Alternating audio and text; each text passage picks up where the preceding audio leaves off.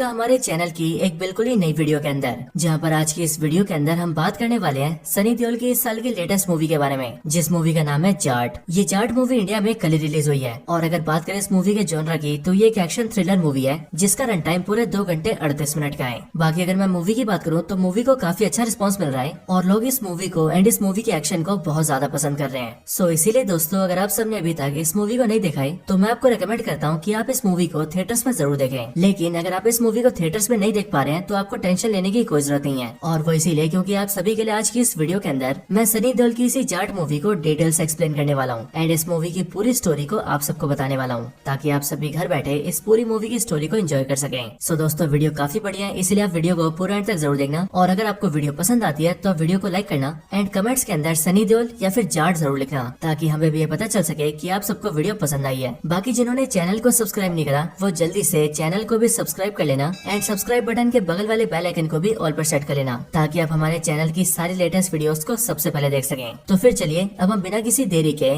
आज की इस कमाल की वीडियो को स्टार्ट करते हैं। तो इस जाट मूवी की स्टार्टिंग होती है श्रीलंका से, और श्रीलंका के घने जंगलों के अंदर हम श्रीलंकन आर्मी को देखते हैं, जिनके साथ इस टाइम पर श्रीलंका के कई सारे लेबर्स होते हैं, यानी कि मजदूर। लेकिन दोस्तों, इन्हीं सारे मजदूरों में हम ये नोटिस करते हैं कि इन सबके बीच यहाँ पर मूवी का मेन विलन भी होता है, यानी कि रणदीप हुड्डा। हम ये जानते हैं कि रणदीप हुड्डा भी यहाँ पर एक मजदूर है और वो यहाँ पर अपने 3 भाइयों के साथ होता है। इसके साथ ही रणदीप हुड्डा का मूवी के अंदर नाम होता है राणा तुंगा, और इसी राणा तुंगा का यानी कि रणदीप हुड्डा का मूवी के अंदर एक भाई विनीत कुमार सिंह भी होता है, और विनीत कुमार सिंह का इस मूवी में नाम होता है सोमुलू। अब यहाँ पर हम ये देखते हैं कि इन सारे मजदूरों को श्रीलंकन आर्मी के जिन सारे सोल्जर्स ने बुलाया होता है वो इन सभी से यहाँ जंगलों में खुदाई करवाते हैं और उनसे कुछ ढूंढने को कहते हैं, क्योंकि इनके पास ये खबर होती है कि यहाँ पर कई सारी कीमती चीजें छुपी हुई हैं। और इसीलिए हम ये देखते हैं कि खुदाई करने के दौरान रणदीप हुड्डा यानी कि राणा तुंगा और उसके 3 भाइयों को यहाँ पर एक बहुत बड़ा बॉक्स मिलता है, एक ऐसा बॉक्स जो कि बहुत सारे सोने से भरा हुआ होता है। और इसीलिए सोने से भरे हुए इस बॉक्स को देखकर राणा तुंगा अपने भाइयों के साथ ये डिसाइड करता है कि वो चारों मिलकर इस सारे सोने को लेकर यहाँ से भाग जाएंगे। और फिर ऐसा करने के लिए वो चारों मिलकर आसपास के सारे सोल्जर्स पर अटैक कर देते हैं और उनकी गन्स छीनकर उन्हें मारने लगते हैं। और फिर वो लोग किसी तरह से बचते हुए उस पूरे सोने से भरे हुए बक्से को उठाते हैं एंड पास के एक शिप को लेकर सीधा वहाँ से निकल जाते हैं और पानी के रास्ते श्रीलंका से होते हुए सीधा इंडिया के आंध्र प्रदेश आ जाते हैं। आंध्र प्रदेश आने के बाद ही वो सबसे पहले अपने बॉक्स को छुपाते हैं, लेकिन अपने सोने के बॉक्स को छुपाने के बाद जब वो थोड़ा आगे बढ़ते हैं तब उन्हें उस एरिया के लोकल पुलिस ऑफिसर्स पकड़ लेते हैं एंड वो उन्हें थाने लेकर जाते हैं। थाने लाने के बाद ही उन्हें पता लगता है कि वो चारों असल में श्रीलंकन है जो कि पानी के रास्ते श्रीलंका से इंडिया भाग कर आ गए हैं। लेकिन अब वो पुलिस वाले उन सबको वापस श्रीलंका न भेज दें, इसके लिए राणा तुंगा एंड उसके तीनों भाई मिलकर उस पुलिस ऑफिसर को काफी सारा सोना देते हैं, जिसके बाद उस सोने की लालच में आकर वो police officer Rana Tunga and उसके तीनों भाइयों को इंडिया में रहने देता है, और तो और उन्हें इंडियन सिटीजन बनाने के लिए वो उनके लिए आईडीज भी बनवा देता है। एंड फिर इसीलिए इसके आगे हम ये देखते हैं कि राणा तुंगा अपने तीनों भाइयों के साथ मिलकर आंध्र प्रदेश के उसी कोस्टल एरिया में रहने लगता है और धीरे धीरे करके आसपास के सारे गाँवों के ऊपर अपना दबदबा बना लेता है। और इस दौरान जो भी राणा तुंगा को रोकने की कोशिश करता है या फिर उसके खिलाफ जाता है उसे राणा तुंगा अपने भाइयों के साथ मिलकर खत्म कर देता है। और फिर इसीलिए देखते ही देखते राणा तुंगा का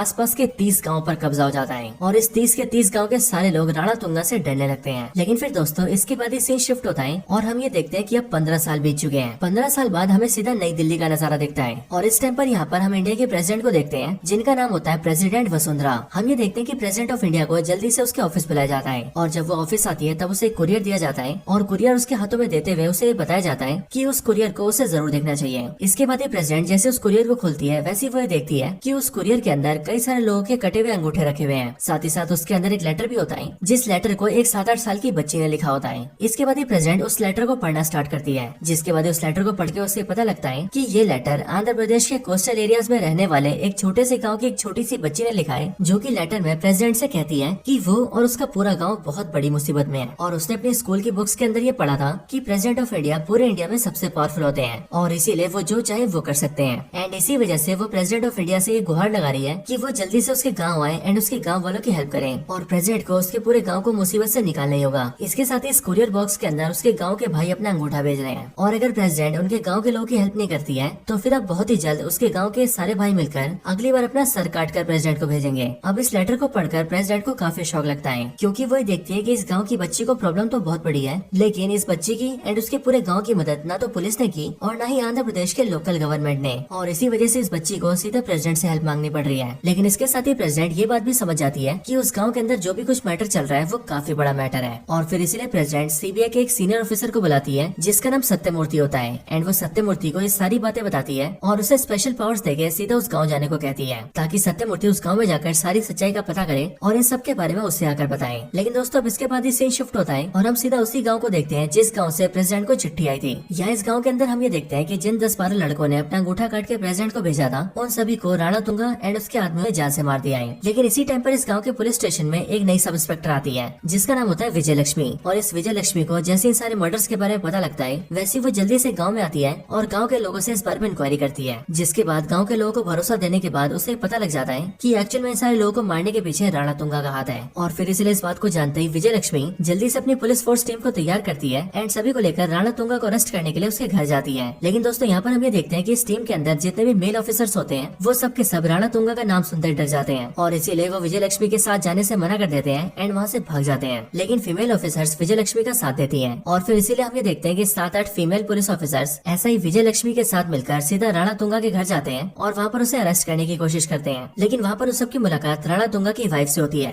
जिसका नाम होता है भारती। और यहाँ पर राणा तुंगा की वाइफ भारती को जैसे ये पता लगता है कि ये सारी फीमेल ऑफिसर्स उसके पति राणा तुंगा को अरेस्ट करने आए हैं, तब उसी टाइम पर वो राणा तुंगा के गुंडों से कहकर उन सारे पुलिस ऑफिसर्स को पकड़वा लेती है और एक एक करके उन सारे पुलिस ऑफिसर्स के कपड़े फड़वा देती है और उन सबकी सबको अपने घर के कमरे में कैद करवा देती है। जिसके बाद ये सारी की सारी फीमेल पुलिस ऑफिसर्स अपनी हालत देखकर रोने लगती है और ऐसे किसी आदमी का इंतजार करने लगती है जो कि वहाँ पर आकर उन सबको छुड़ा सके। लेकिन फिर इसके बाद सीन शिफ्ट होता है और हम मूवी के मेन कैरेक्टर यानी कि सनी देओल को देखते हैं। हम देखते हैं कि इस टाइम पर सनी देओल अयोध्या में होता है और इसीलिए वो अयोध्या से सीधा एक ट्रेन पकड़ता है और ट्रेन के जरिए इंडिया में घूमने के लिए निकल जाता है। लेकिन दोस्तों जब सनी देओल की ये वाली ट्रेन आंध्र प्रदेश तक पहुंचती है, तब उसी टाइम पर ट्रेन के आगे की पटरी में कुछ दिक्कत आ जाती है और फिर इसीलिए जिस ट्रेन के अंदर सनी देओल होता है उस ट्रेन को पटरी पर ही रोक दिया जाता है। लेकिन अब क्योंकि सनी देओल को काफी तेज भूख लगती है, इसीलिए वो खाना खाने के लिए ट्रेन से नीचे उतरता है और आसपास देखने लगता है। जिसके बाद उसे पास में एक ढाबा दिखता है जहाँ पर जाकर वो इडली खरीदता है और उसे खाने लगता है। लेकिन इसी टाइम पर हम ये देखते हैं कि उस ढाबे के अंदर और भी कई सारे गुंडे आते हैं और वो लोग उस ढाबे के अंदर खाना खाने के बहाने तोड़फोड़ करने लगते हैं और इसी दौरान उनमें से एक गुंडे के हाथ से सनी देओल की इडली गिर जाती है, जो देखकर सनी देओल को अच्छा नहीं लगता है और फिर इसीलिए सनी देओल यानी कि जाट सीधा उस गुंडे के पास जाता है एंड वो उसे बताता है कि उसका धक्का लगने की वजह से उसकी इडली गिर गई है और इसीलिए वो ये चाहता है कि वो ऐसा करने के लिए उससे माफी मांगे। लेकिन जाट की बात सुनकर वो गुंडा उस पर हंसने लगता है एंड वो जाट को चुपचाप से वहाँ से जाने के लिए कहता है। अब ये देखकर जाट को बहुत गुस्सा आता है और इसीलिए वो उस गुंडे को जोर से चाटा मारता है, जिस वजह से वो गुंडा और उसके सारे साथी जाट पर हमला कर देते हैं। लेकिन जाट तो जाट है और इसीलिए वो उन सारे गुंडों को पीट देता है और जिसने उसकी इडली गिराई थी उससे माफी मांगने के लिए कहता है। लेकिन वो गुंडा जाट को अपने बॉस की धमकी देता है और वो उससे कहता है कि हमारा बॉस राम सुब्बा रेड्डी है, जो कि बहुत ही खतरनाक और पावरफुल इंसान है। बट ये सुनकर जाट उससे कहता है कि अगर ऐसी बात है तो तेरा बॉस मुझसे सॉरी बोलेगा। और फिर ये बोलने के बाद वो उन सारे गुंडों को उन्हीं की गाड़ी में लोड करता है और सीधा राम सुब्बा रेड्डी के घर जाता है। अब आगे हमें पता लगता है कि राम सुब्बा रेड्डी आसपास का एक लोकल पॉलिटिशियन है जिसकी पूरे एरिया में काफी पावर है। इसके साथ ही जब जाट इसके घर पहुंचता है तब वो ये देखता है कि इसके घर में पैसों से भरे हुए बहुत सारे बॉक्सेस रखे हैं और उन पैसे के बॉक्सेस को गाड़ियों में लोड करके कहीं पर भेजा जा रहा है। लेकिन इसके बाद ही वो राम सुब्बा रेड्डी के घर में एंटर होता है और राम सुब्बा रेड्डी को उसके गुंडे दिखाकर सारी बात बताता है एंड फिर वो उससे कहता है कि अब वो उससे सॉरी बोलेगा। लेकिन राम सुब्बा रेड्डी को ये देखकर बहुत गुस्सा आता है और इसीलिए वो सॉरी बोलने की बजाय उस पर अपने गुंडे छोड़ देता है। लेकिन जाट राम सुब्बा रेड्डी के भी सारे गुंडों को पीट देता है और उसके बाद ही वो राम सुब्बा रेड्डी को भी मारता है। लेकिन फिर इसके बाद भी राम सुब्बा रेड्डी जाट को सॉरी नहीं बोलता एंड वो उसे अपने बॉस की धमकी देता है और उसके बॉस का नाम होता है सोमुलू। और जैसे कि दोस्तों आपको पता है कि सोमुलू वही बंदा है जो कि रणदीप हुड्डा का यानी कि राणा तुंगा का छोटा भाई है। अब सोमुलू का नाम जाट उससे कहता है कि हम उससे सोमुलू सॉरी बोलेगा और फिर ऐसा करने के लिए वो राम सुब्बा रेड्डी एंड उसके गुंडों को गाड़ी में लोड करता है और उन सबको लेकर सीधा सोमुलू के पास आता है। हम ये देखते हैं कि सोमुलू इस टाइम पर एक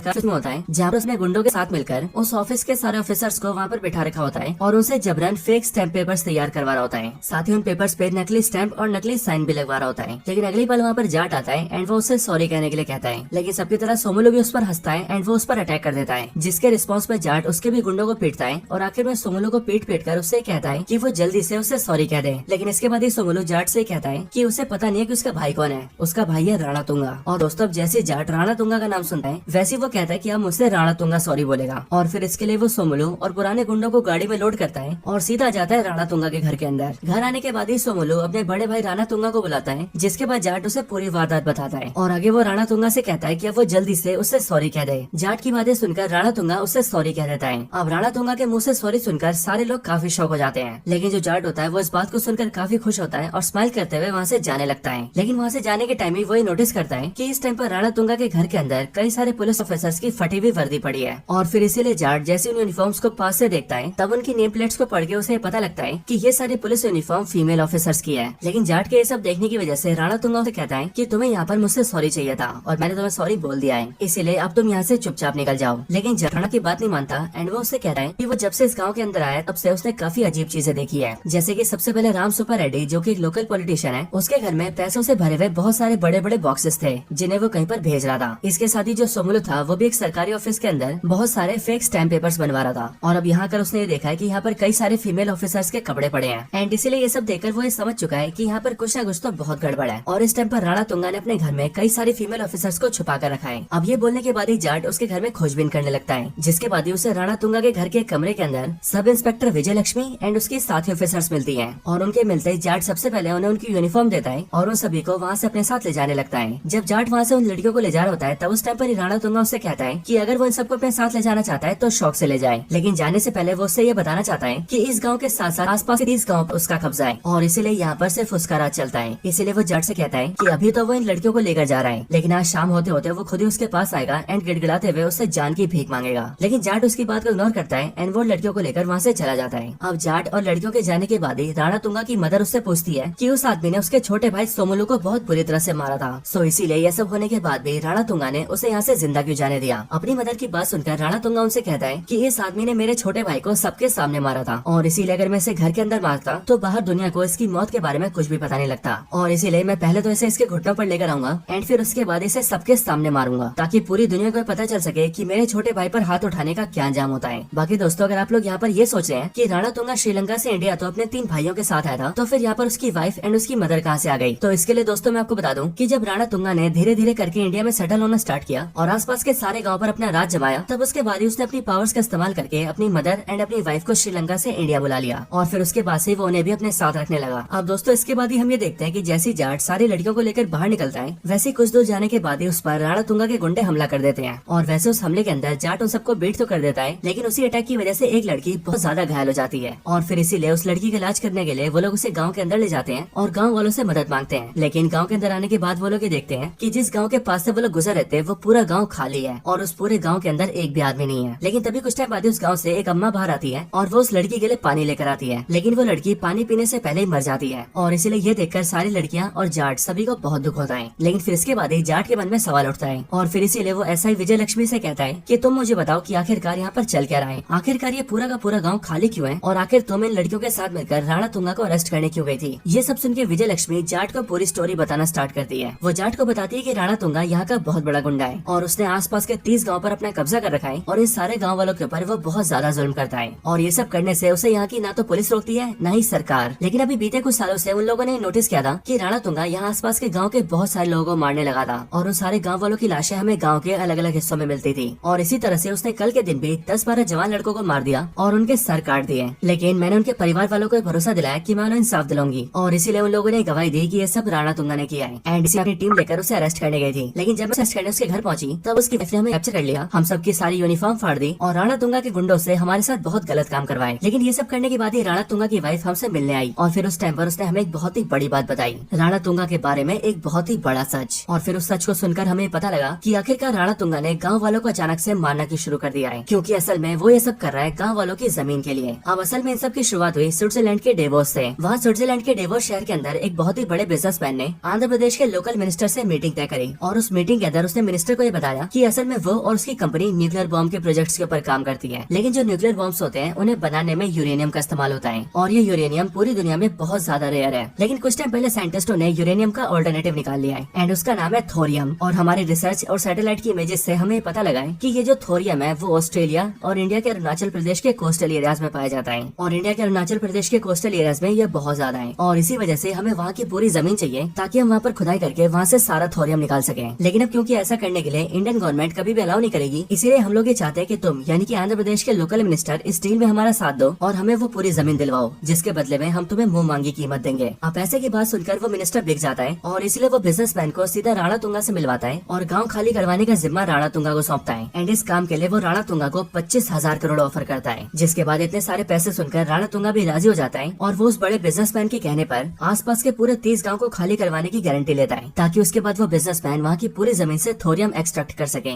और अब ऐसा करने के लिए वो सारे गाँव वालों को डराता धमकाता है ताकि वो चुपचाप अपने जमीन के पेपर्स पर साइन करके अपनी जमीन राणा तुंगा को दे दे। लेकिन जो अपनी जमीन देने से राजी नहीं होता है, उससे राणा तुंगा या तो जबरन अंगूठा लगवा लेता है या फिर तब भी ना मानने पर वो उसे जान से मार देता है और उसे मारने के बाद उसकी जमीन के फेक पेपर्स बनवा लेता है। और फिर इस तरह से धीरे धीरे करके वो सारे गाँव को हथियाना शुरू कर देता है। और फिर दोस्तों यहीं पर हमें ये भी पता लगता है कि जिस छोटी बच्ची ने प्रेसिडेंट को लेटर लिखा था वो भी इन्हीं में से किसी गाँव की थी। एक ऐसा गाँव जहाँ के लोग अपनी जमीन को राणा तुंगा को नहीं सौंपना चाहते थे और राणा तुंगा उनसे जबरन अंगूठा न लगवा ले, इसके लिए उन्होंने अंगूठा काट के प्रेसिडेंट को भेजा था और प्रेसिडेंट से मदद की गुहार लगाई थी कि वो उन्हें बचाने आए। लेकिन आखिर में राणा तुंगा ने उन सबको भी जान से मार दिया। और फिर जब इसी मर्डर केस के सिलसिले में विजय लक्ष्मी राणा तुंगा को अरेस्ट करने उसके घर गई, तब उसकी वाइफ ने उन सबको वहाँ पर बंदी बना लिया। अब दोस्तों इसके बाद स्टोरी एंड होती है और जाट को पूरी कहानी पता लगती है और फिर इसीलिए ये सारी कहानी जानकर जाट ये कसम खाता है कि अब वो राणा तुंगा के आतंक से सारे गाँव वालों को बचाएगा और जिन गाँव वालों को राणा तुंगा ने मार दिया है उनका बदला राणा तुंगा से लेगा और राणा तुंगा को खत्म करेगा। लेकिन अब इन सब के बाद ही जाट सारी लड़कियों को लेकर पुलिस स्टेशन जाता है और वहाँ पर उनके साथ जो भी हुआ है उसकी कंप्लेंट फाइल करवाता है। लेकिन यहाँ स्टेशन में जैसे वो कंप्लेंट में सोमुलू और राणा तुंगा का नाम लेता है, वैसे यहाँ का पुलिस इंस्पेक्टर शॉक हो जाता है। और अब क्योंकि वो भी राणा तुंगा का आदमी होता है, इसलिए वो जल्दी से राणा तुंगा के भाई सोमुलू को फोन करता है और उसे जाट के बारे में बताता है। जिसके बाद सोमुलू ये कहता है कि वो उसे थाने में पकड़ के रखे, वो उसे खत्म करने आ रहा है। इसके बाद सोमुलू अपने गुंडे लेकर थाने की ओर निकल जाता है और यहाँ थाने में पुलिस इंस्पेक्टर जाट को कैप्चर करवा लेता है और अपने पुलिस वालों के जरिए उसे जंजीरों से बंधवा देता है। इसके बाद सोमुलू अपने गुंडों के साथ स्टेशन आता है और वो जाट पर हमला करके उसे मारने की कोशिश करता है। लेकिन अब क्योंकि जाट तो जाट है, इसीलिए वो अपने आप को आजाद करता है और सोमुलू एंड उसके सारे गुंडों को पीटने के साथ ही राणा तुंगा के दोनों भाइयों को भी मार देता है और साथ ही साथ पुलिस इंस्पेक्टर को भी मार देता है, क्योंकि वो भी राणा तुंगा का आदमी था। और फिर इसके बाद वो सारे लड़कियों को लेकर वहाँ से निकल जाता है। इसके बाद राणा तुंगा को जैसे इन सब के बारे में पता लगता है, वैसे वो जल्दी से पुलिस स्टेशन आता है और वहाँ पर आकर अपने तीनों भाइयों की लाश देखता है और इसीलिए ये सब देखकर उसे बहुत गुस्सा आता है एंड इसीलिए वो भी ये डिसाइड करता है कि अब वो जाट को खत्म कर देगा। हालांकि दोस्तों इन्हीं सब के बीच बीच में हमें सीबीआई ऑफिसर सत्यमूर्ति भी दिखता रहता है और हम ये जानते हैं कि अब वो आंध्र प्रदेश पहुंच चुका है एंड यहाँ आकर वो भी राणा तुंगा के बारे में सब कुछ जान जाता है और उसे पता चल जाता है कि आसपास के 30 गांव के ऊपर राणा तुंगा का राज है। लेकिन राणा तुंगा की हिस्ट्री और उसके बैकग्राउंड को जानने के लिए सीबीआई ऑफिसर सत्यमूर्ति राणा तुंगा की फोटो एंड उसकी पूरी डिटेल्स को सीबीआई हेडक्वार्टर्स में भेजता है और फिर सीबीआई के इंटेलिजेंस की मदद से सत्यमूर्ति को फोन पर यह पता लगता है कि असल में जिस राणा तुंगा के पीछे वो आंध्र प्रदेश के आए वो कोई लोकल या फिर मामूली गुंडा नहीं है, बल्कि असल में वो तो इंडियन ही नहीं है, वो बिलोंग करता है श्रीलंका से और श्रीलंका के अंदर वो जाफरा टाइगर्स नाम के एक टेररिस्ट ग्रुप का डेप्यूटी कमांडर था, जिसने की श्रीलंका से लेकर इंडिया तक कई सारे टेररिस्ट वाले काम किए थे। लेकिन आगे चलकर उसे उसके ग्रुप वालों ने निकाल दिया, जिसके बाद वो श्रीलंका से भागकर इंडिया आ गया और यहाँ पर एक करप्ट पुलिस ऑफिसर की मदद से उसने अपने लिए इंडियन आईडी बनवा ली और इंडियन बनकर यहीं पर रहने लगा। और इसीलिए सीबीआई ऑफिसर सत्यमूर्ति का जिससे सामना होने वाला है वो कोई आम इंसान नहीं है, बल्कि वो एक बहुत ही खतरनाक टेररिस्ट है। अब सीबीआई ऑफिसर सत्यमूर्ति को जैसे ये पता लगता है कि राणा तुंगा एक बहुत ही बड़ा टेररिस्ट है, इसीलिए वो उसे कैप्चर करने के लिए सीधा इंडियन आर्मी के हेडक्वार्टर्स में फोन करता है और इंडियन आर्मी के हेड से ये कहता है कि उसे एक बहुत ही बड़े आतंकवादी को पकड़ना है और ऐसा करने के लिए उसे स्पेशल फोर्सेस चाहिए। लेकिन इंडियन आर्मी का हेडफोन पर उसे बताता है कि इस टाइम पर स्पेशल फोर्सेस के कोई भी सोल्जर अवेलेबल नहीं है और वो इसीलिए क्योंकि सीबीआई ऑफिसर सत्यमूर्ति इस टाइम पर आंध्र प्रदेश के बहुत ही कोने वाले गाँव में है, इसलिए वहाँ पर किसी भी स्पेशल फोर्स को भेजने में उन्हें कम से कम कई घंटे लगेंगे। लेकिन सीबीआई ऑफिसर सत्यमूर्ति कहता है कि उसके पास ज्यादा वक्त नहीं है और उसे जल्द से जल्द राणा तुंगा को कैप्चर करना है। लेकिन इस बात को सुनकर इंडियन आर्मी का हेड उसे कहता है कि अगर ऐसी बात है तो उसकी मदद एक आदमी कर सकता है, जो कि असल में इंडियन आर्मी के स्पेशल फोर्सेस का हिस्सा है और स्पेशल फोर्सेस का वो जाबाज ऑफिसर इस टाइम पर उसके काफी पास है एंड इसीलिए वो लोग उसे इन्फॉर्म कर देंगे ताकि वो जाकर राणा तुंगा को कैप्चर कर ले। लेकिन ये बात सुनकर सीबीआई ऑफिसर सत्यमूर्ति कहता है कि राणा तुंगा बहुत ही खतरनाक टेररिस्ट है और उसके साथ उसके बहुत सारे गुंडे भी हैं, इसीलिए स्पेशल फोर्स का एक जवान उसे पकड़ नहीं सकता है। लेकिन इस बात को सुनकर इंडियन आर्मी का हेड उससे कहता है कि असल में वो स्पेशल फोर्सेस के जिस सोल्जर की बात कर रहा है वो अकेला ही पूरी आर्मी के बराबर है और उसने सालों तक इंडियन आर्मी में रहकर बहुत सारे बड़े बड़े ऑपरेशन किए और हर एक ऑपरेशन को पूरी तरह से सक्सेसफुल पूरा किया है। और फिर दोस्तों इसके जस्ट बाद ही ये बात रिवील होती है कि स्पेशल फोर्सेस का एक खास ऑफिसर और कोई नहीं बल्कि सनी देओल है, यानी कि जाट, और ये इंडियन आर्मी में एक ब्रिगेडियर है जिसका पूरा नाम है ब्रिगेडियर बलदेव प्रताप सिंह, जो कि बिलोंग करता है जाट रेजिमेंट से। और इसीलिए ब्रिगेडियर बलदेव प्रताप सिंह राणा तुंगा को कैप्चर कर सकता है एंड इसीलिए वो लोग राणा तुंगा के बारे में उसे इन्फॉर्म कर देंगे। अब दोस्तों इसके बाद ही हम ये देखते हैं कि जाट को यानी कि ब्रिगेडियर बलदेव प्रताप सिंह को राणा तुंगा को पकड़ने के बारे में इंडियन आर्मी से भी ऑर्डर्स मिल जाते हैं एंड इसीलिए वो जल्दी से उसे पकड़ने निकलता है। लेकिन दोस्तों इसी टाइम पर हम दूसरी साइड राणा तुंगा को देखते हैं जिसने एक पूरे गाँव के सारे लोगों को पकड़ लिया था। और दोस्तों ये वही वाला गाँव था जिस गाँव को जाट ने पूरा खाली देखा था। असल में इस गाँव के लोग राणा तुंगा से ज्यादा डर नहीं रहे थे और उसके नाम अपनी जमीन नहीं कर रहे थे। और ऐसा करने के लिए राणा तुंगा ने यहाँ के कई लोगों को मारा तो था, लेकिन तब भी गाँव वाले उसके सामने झुक नहीं रहे थे और इसीलिए राणा तुंगा इस गाँव के सारे लोगों को कैप्चर कर लेता है ताकि बस पूरे गाँव को ही मार दे। और यहाँ पर हम ये देखते भी है कि ये बारी बारी करके गाँव वालों को मारने भी लगता है, लेकिन कुछ लोगों के मरते हम ये देखते हैं कि वहाँ पर जाट आ जाता है, यानी कि ब्रिगेडियर बलदेव प्रताप सिंह। और फिर उसके वहाँ पर आने के बाद ही वो सबसे पहले राणा तुंगा के सारे गुंडों को पीटता है। देन उसके बाद वो फाइट करता है राणा तुंगा से और फाइट के अंदर वो राणा तुंगा को हरा देता है। जिसके बाद जिस गाँव के लोगों को राणा तुंगा ने कैप्चर किया था वो सब मिलकर राणा तुंगा के गले में जंजीर बांध देते हैं और जंजीर से लटका के उसे जान से मार देते हैं, यानी कि राणा तुंगा का दी एंड। हालांकि इसी टाइम पर वहाँ पर सीबीआई ऑफिसर सत्यमूर्ति भी आ जाता है और वो यहाँ पर जाट से मिलकर यहाँ की सारी जानकारी ले लेता है। जिसके बाद वो सीधा प्रेसिडेंट को फोन करता है एंड सारी रिपोर्ट उन्हें देता है। और साथ ही सीबीआई ऑफिसर सत्यमूर्ति प्रेसिडेंट को भी बताता है कि राणा तुंगा जैसे आतंकवादी को मारकर यहाँ के सारे गाँव वालों को बचाने के इस मिशन को ब्रिगेडियर बलदेव प्रताप सिंह ने अकेले पूरा कर दिया है और इसके लिए सभी लोग ब्रिगेडियर बलदेव प्रताप सिंह को थैंक्स बोलते हैं। जिसके बाद दोस्तों हम ये देखते हैं कि ये पूरी मूवी यहीं पर एंड हो जाती है।